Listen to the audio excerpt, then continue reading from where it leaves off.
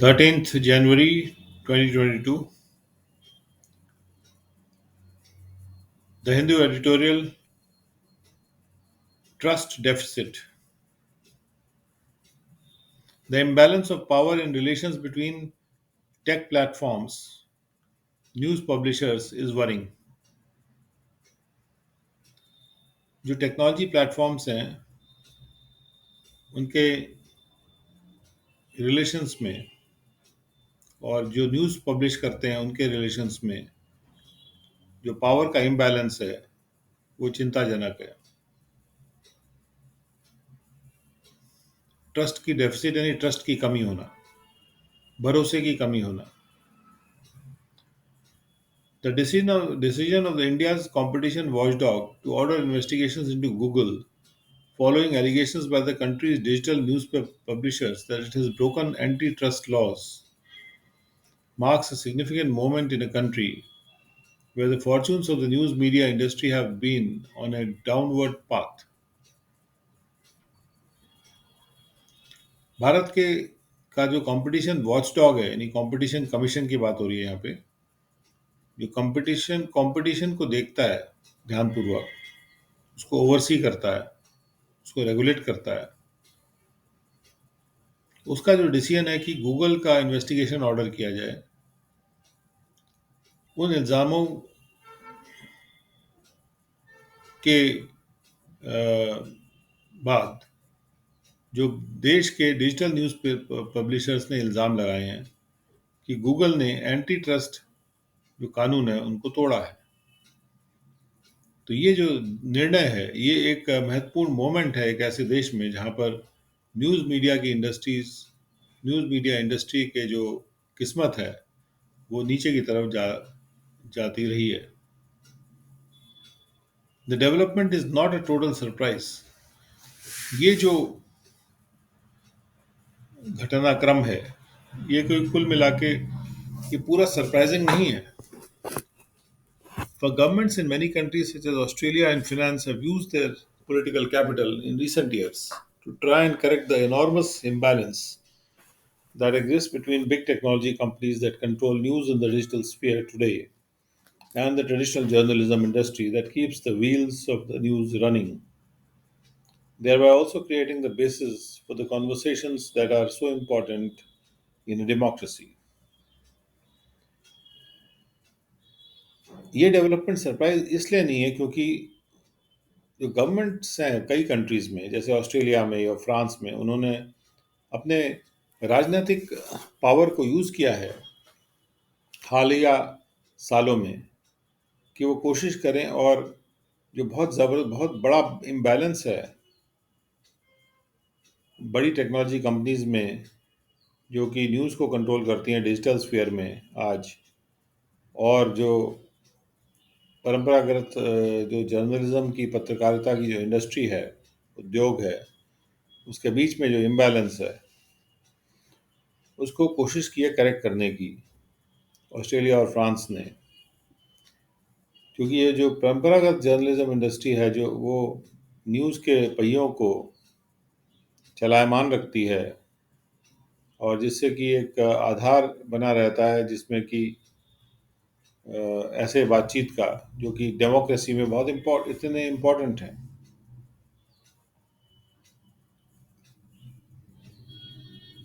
The investigations have been ordered on the basis of a complaint by India's Digital News Publishers Association, which has alleged that Google not only dominates the market for information but also abuses this dominance.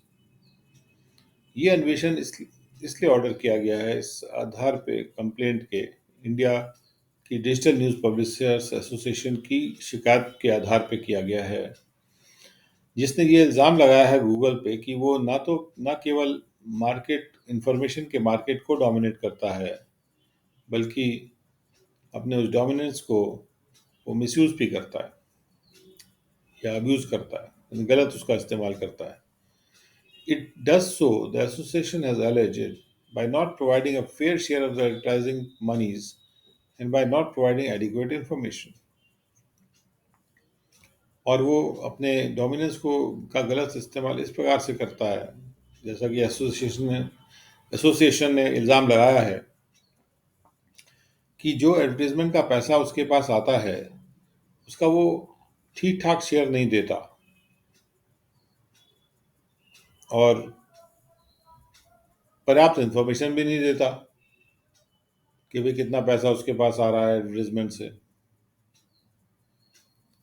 और it has also complained that it does not get paid for the news snippets that appear in search। तो association ने ये भी इल्ज़ाम लगाया है, complaint किया, शिकायत किया है कि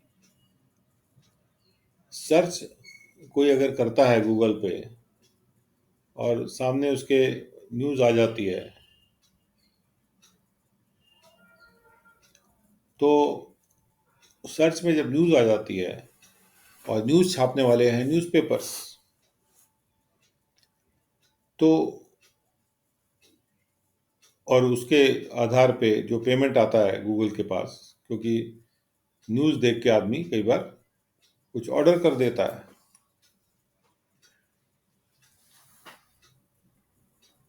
और न्यूज़ स्निपेट्स को इस तरह से दिखाया जाता है तो वो उससे उन पर्टिकुलर आर्टिकल्स की सेल बढ़ती है तो एडवर्टीजमेंट का पैसा गूगल के पास आता है। यानी न्यूज़ पे सर्च से जब न्यूज़ स्निपेट आते हैं उसमें गूगल पैसा तो लेता है लेकिन वो पेमेंट नहीं करता आगे न्यूज़पेपर्स को।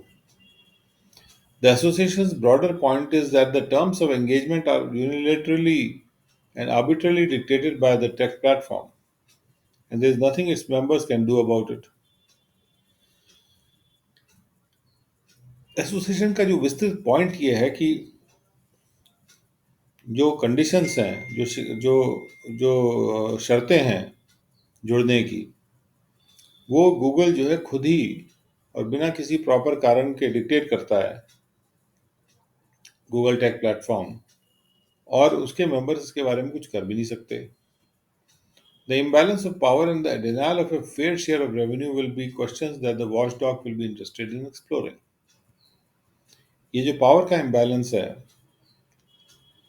between tech platform and the newspaper publishers, और जो फेयर शेयर रेवेन्यू का नहीं मिल रहा है उसको वंचित किया जा रहा है, तो ये ऐसे क्वेश्चंस होंगे जो कि ये कंपटीशन कमीशन यानी वॉचडॉग इंटरेस्टेड होगा एक्सप्लोर करने में, यानी पता लगाने में। What was recognized by lawmakers in Australia, for instance, when they last year came up with a law that sought to level the playing field between the big tech platforms and news publishers, is a condition that is true around the world। Australia के law makers ने जो बात recognise या पहचान ली थी, उदाहरण के तौर पे जब पिछले साल वो एक ऐसी लॉ लेके आए थे जो कि प्लेइंग फील्ड को और लेवल बना रहा था, एक लेवल का कर रहा था, कोशिश कर रहा था टेक प्लेटफॉर्म्स और न्यूज़ पब्लिशर्स के बीच में जो प्लेइंग फील्ड है उसको बराबर करने की कोशिश कर रहा था।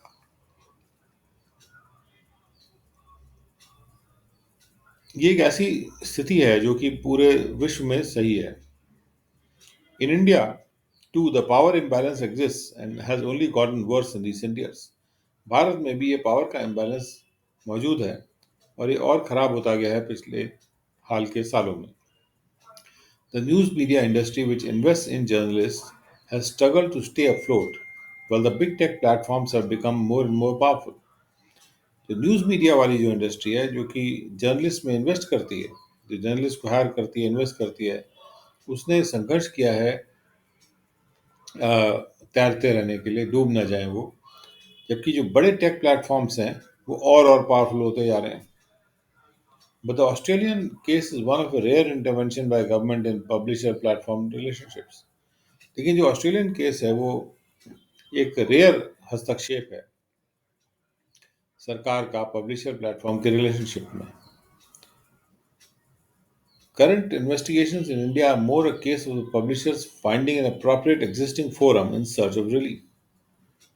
इंडिया में जो हाल में इन्वेस्टिगेशंस हो रहे हैं ये एक ऐसा केस ज़्यादा है जहाँ पे पब्लिशर्स जो हैं एक उपयुक्त फोरम ढूंढ रहे हैं राहत को ढूंढने के लिए। The sustainability of journalism in the digital era has far reaching implications, especially in a democracy.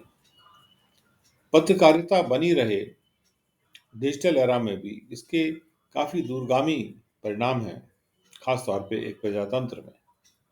It has been quite evident in recent years that the industry has ended up sacrificing quality in its quest for more eyeballs and nuance in the quest for more emotional engagement.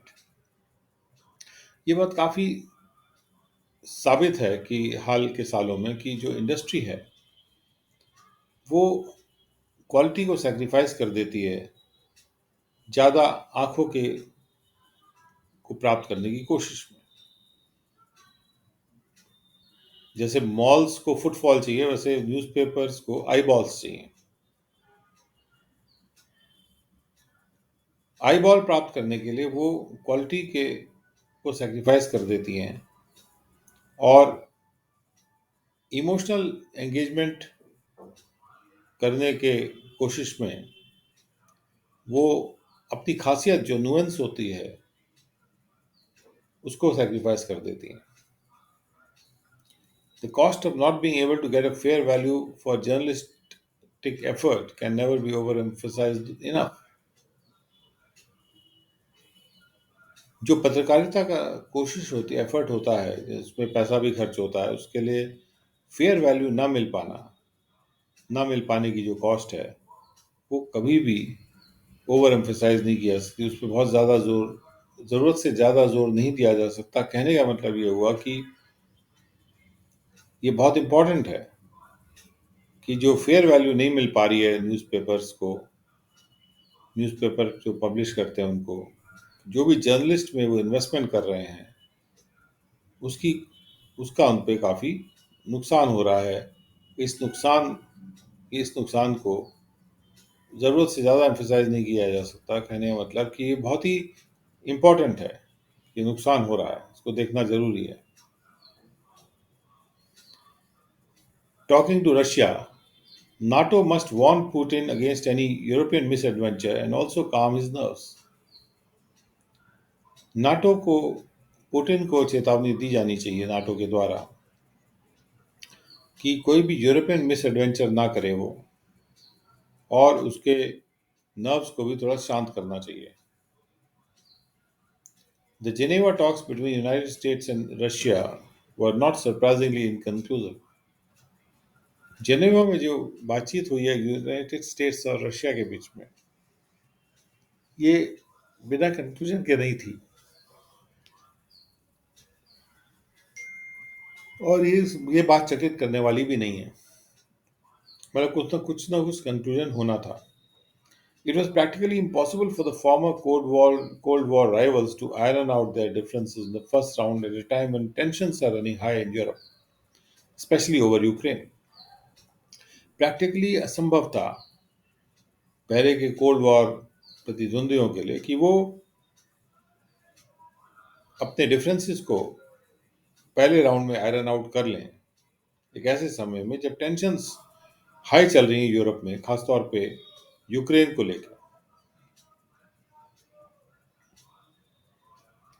तो जो talks हैं ये inconclusive रही हैं, इसका कोई conclusion नहीं निकल पाया और ये बात चकित करने वाली नहीं है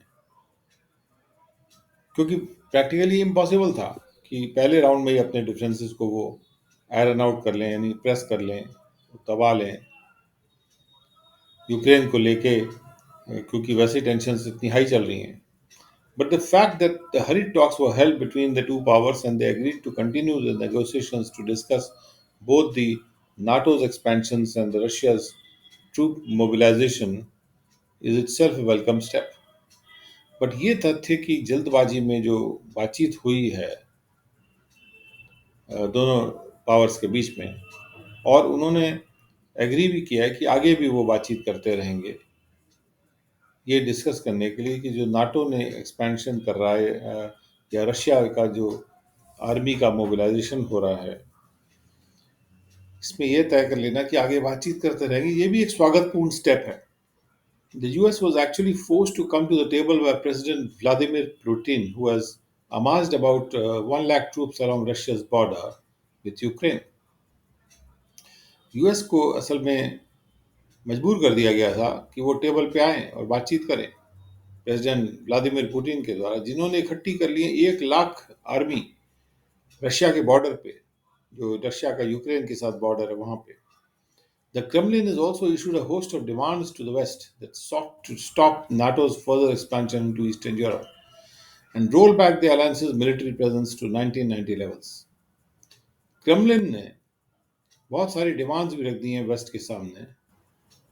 वेस्ट जो कि कोशिश कर रहा था, नहीं, डिमांड्स रख दी हैं वेस्ट के सामने, जो डिमांड्स ये कोशिश कर रही थी कि वो नाटो का आगे एक्सपेंशन को रोके ईस्टर्न यूरोप में, और जो अलायंस की मिलिट्री प्रेजेंस है उसको, यानी नाटो अलायंस की जो मिलिट्री प्रेजेंस है उसको 1990 के लेवल पे वापस ले जाएं. Now the deadlock is that the US has publicly said that it will not shut NATO's door on potential future members. अब डेडलॉक ये हो गया कि यूएस ने पब्लिकली कह दिया है कि वो नाटो के दरवाजे आगे के फ्यूचर सदस्यों के लिए बंद नहीं करेगा. And nobody knows what Mr. Putin would do if the talks collapse. और कोई नहीं जानता मिस्टर पुतिन करेंगे क्या अगर टॉक्स कोलैप्स कर जाएंगे तो. By forcing the US to come to the table to discuss NATO's expansion, an issue which Moscow has been complaining about for years, Mr. Putin has scored the first victory. US को मजबूर करके कि table पे आए NATO के expansion को discuss करने के लिए, जो कि एक ऐसा इशू है जो कि मॉस्को जिसके बारे में शिकायत करता रहा है कुछ सालों से, कई सालों से. ऐसा मजबूर करके पुतिन ने अपनी पहली जीत स्कोर की है. But it would be naive of him to believe that the Russian demands would be accepted by the West without any resistance. लेकिन पुतिन अगर ऐसा सोचेंगे कि रशिया की डिमांड्स को नाटो वेस्ट जो है स्वीकार कर लेगा बिना किसी प्रतिरोध के, तो ये बड़ा बचकोना होगा ऐसा सोचना. So the challenge for both sides is to find common ground. दोनों साइड्स के लिए चुनौती यह है कि एक कॉमन ग्राउंड प्राप्त करें, को ढूंढे. The source of Russia's staunch opposition to NATO is its deep insecurity. Russia का जो जबरदस्त अपोजिशन हो रहा है नाटो के खिलाफ, जो अडिग ऑपोजिशन हो रहा है, उसका जो स्रोत है वो ये है कि रशिया की बहुत ही गहरी इनसिक्योरिटी की भावना. रशिया इनसिक्योर महसूस कर रहा है, वो असुरक्षित महसूस कर रहा है गहरे ढंग से. After the disintegration of the Soviet Union, a substantially weakened Russian Federation saw NATO's continued expansion into Eastern Europe as a violation of the post-Cold War consensus. Soviet union के टूटने के बाद एक काफ़ी जो कमज़ोर हो गया था रशियन फेडरेशन, उसने देखा कि नाटो लगातार एक्सपैंड कर रहा है ईस्टर्न यूरोप में, और ये पोस्ट कोल्ड वॉर का जो कंसेंसस था, यानी दोनों के बीच में जो एकमतता थी, उसका वायलेशन था, उसका उल्लंघन था. Russia responded militarily in 2008 when Georgia was considering joining NATO, and in 2014 it took Crimea from Ukraine after the pro-Russian regime in Kyiv was toppled by protests. और रशिया ने मिलिटरली प्रतिक्रिया की थी 2008 में, जब जॉर्जिया सोच विचार कर रहा था कि नाटो को ज्वाइन कर ले, और 2014 में रशिया ने क्रीमिया को यूक्रेन से ले लिया था, जब रशिया के फेवर की जो रिजीम थी कीव में,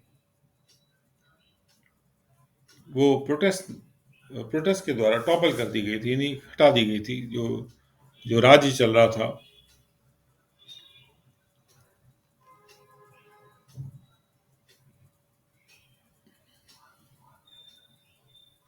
तो कीव प्रॉब्ली यूक्रेन का जो है वो कैपिटल है. On the other side, the West sees Russia as an aggressive, abrasive and destabilizing giant that breathes down the neck of Europe. और दूसरी तरफ वेस्ट जो है वो रशिया को इस प्रकार से देखता है कि वो एग्रेसिव है, वो बहुत ज़्यादा जोश में रहता है, एब्रेसिव है, ये परवाह नहीं करता कि दूसरों दूसरा हर्ट हो जाए, और डिस्टेबलाइज करने वाला जायंट है जो कि यूरोप के नेक में ब्रीथ डाउन कर रहा है। यानी यूरोप यूरोप को के काफ़ी नज़दीक आ गया है, काफ़ी परेशान कर रहा है यूरोप को। ब्रीथ डाउन द नेक यानी कि वो बहुत नज़दीक है यूरोप के, और उस पर असर डालने की कोशिश कर रहा है। In hindsight, both NATO's expansion and Russia's military responses are driving instability in Eastern Europe. अगर पीछे की तरफ देखा जाए हिस्ट्री में, तो नाटो के जो एक्सपेंशन है वो भी, और रशिया का जो मिलिट्री रिस्पांस है, ये दोनों ही इंस्टेबिलिटी को ड्राइव कर रहे हैं ईस्टर्न यूरोप में। इंस्टेबिलिटी यानी जो स्थिरता नहीं हो पा रही है। Finding a solution to the crisis will not be easy. इस पूरी सिचुएशन का सोल्यूशन ढूंढना आसान नहीं होगा। It depends on whether both sides are able to get out of their Cold War mentality and build mutual confidence in bilateral relations. ये इस पर निर्भर करता है कि यदि दोनों साइड्स के लिए संभव हो पाता है कि वो अपनी कोल्ड वॉर के थिंकिंग से बाहर निकल सकते हैं कि नहीं निकल सकते हैं, और आपस में कॉन्फिडेंस बिल्ड कर सकते हैं कि नहीं कर सकते हैं अपने आपसी रिलेशंस में। For all practical purposes, Ukraine and Georgia, both faced with separatist conflicts, cannot join NATO in the foreseeable future. अगर हम प्रैक्टिकली सोचें, तो यूक्रेन और जॉर्जिया दोनों ही फेस सामना कर रहे हैं सेपरेटिस्ट कॉन्फ्लिक्ट्स का। यानी उनके अंदर सेपरेट करने वाले, यानी अलग करने वाले फोर्सेस काम कर रहे हैं, भिड़ंत हो रही है। तो इसलिए वो दोनों ही नाटो ज्वाइन नहीं कर सकते हैं आगे दिखने वाले फ्यूचर में। NATO could use this reality as a policy promise to calm Russian nerves। और इस सच्चाई को नाटो यूज कर सकता है एक नीति के लेवल पे वादा करके, कि जिससे कि रशिया के नर्व्स काम हो जाएंगे। क्योंकि यूएस अगर उनको वैसे भी ज्वाइन करा ही नहीं सकता नाटो में, तो फिर उस पर डटे रहने का क्या मतलब है। और वो एक पॉलिसी प्रॉमिस कर सकता है कि हम इनको नहीं मिलाएंगे नाटो में अभी। उससे रशिया के जो नर्व्स हैं वो तो शांत हो जाएंगी। Mister Putin on the other hand is also in tough spot. और मिस्टर पुतिन भी दूसरी तरफ काफ़ी टफ सिचुएशन में है। Russia is still battling with the economic costs of its Crimea annexation, which has left a wide chasm in Russia's ties with Europe. Russia अभी भी युद्ध कर रहा है अपने जो क्रीमिया का जो एनेक्सेशन उसने किया था उसके इकोनॉमिक कॉस्ट से अभी भी वो लड़ रहा है, जिसने एक बहुत बड़ी डिस्टेंस बना दिया है रशिया के यूरोप के साथ जो रिलेशंस हैं उसमें। Further aggression against Ukraine might serve as his tactical interest, but could deal a deadly blow to any plan to bring the Russia-Europe ties back on track. आगे अगर एग्रेसिव रहता है रशिया, यूक्रेन के खिलाफ aggressive रहता है, तो उससे हो सकता है उसके जो स्ट्रेटेजी के टैक्टिकल इंटरेस्ट हैं, जो जियो पोलिटिकल इंटरेस्ट हैं, वो मीट हो जाएं। जो डिप्लोमेटिक जो पावर गेम है उसमें वो कुछ सफल हो इस तरह के एग्रेशन करने से। लेकिन इससे बहुत बुरी मार लग सकती है उसके ऐसे प्लान में, जो कि रशिया और यूरोप के टाइज को, रिलेशंस को वापस लाने के जो प्लान होंगे उसमें काफ़ी बड़ी मार लग सकती है। A war is in nobody's interest. War जो है वो किसी के इंटरेस्ट में नहीं होती है, किसी का फायदा नहीं कराती है। Russia and the West should keep that in mind when they sit down for the next round of talks. Russia और वेस्ट को इस बात को मद्देनजर रखना चाहिए, मन में रखना चाहिए, जब वो अगले राउंड ऑफ टॉक्स के लिए बैठेंगे।